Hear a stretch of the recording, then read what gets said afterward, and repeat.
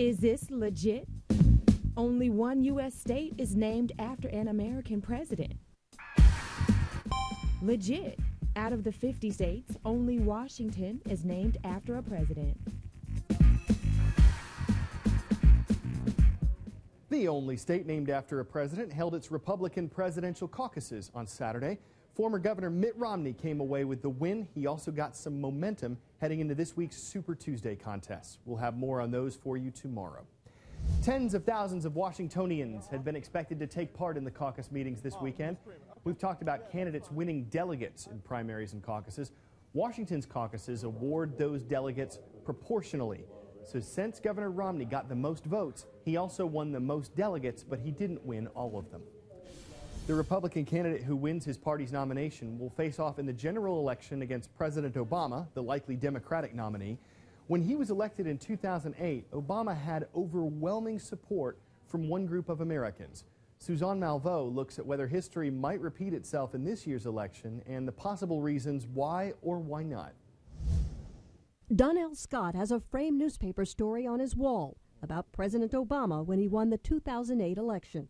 I wanted to capture this for my family because, again, it was so historical. But this year, he's not sure he wants to vote for Obama again.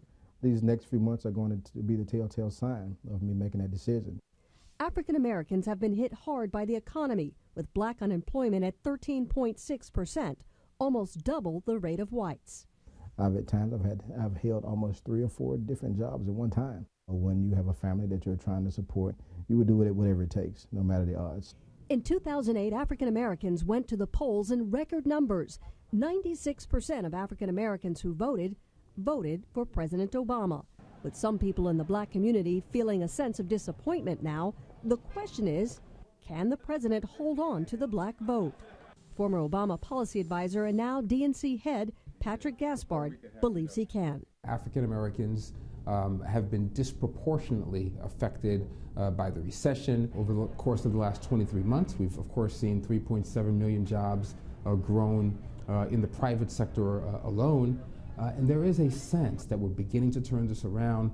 Representative Maxine Waters has been one of the president's toughest critics for not doing enough for black unemployment. Even so, she says Republican attacks on President Obama will help energize blacks to vote. Since the Republican candidates have taken to the air with these debates, they have tried to undermine the presidency in so many ways.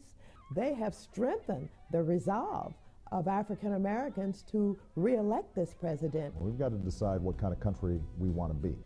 Last month, the Obama campaign launched African Americans for Obama to generate support in black communities.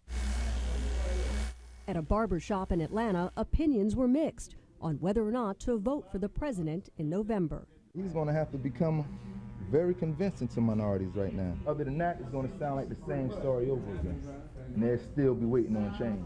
I think he's done a ton with the cards that he was dealt. I think 4 more years would do him and do us and do the country well.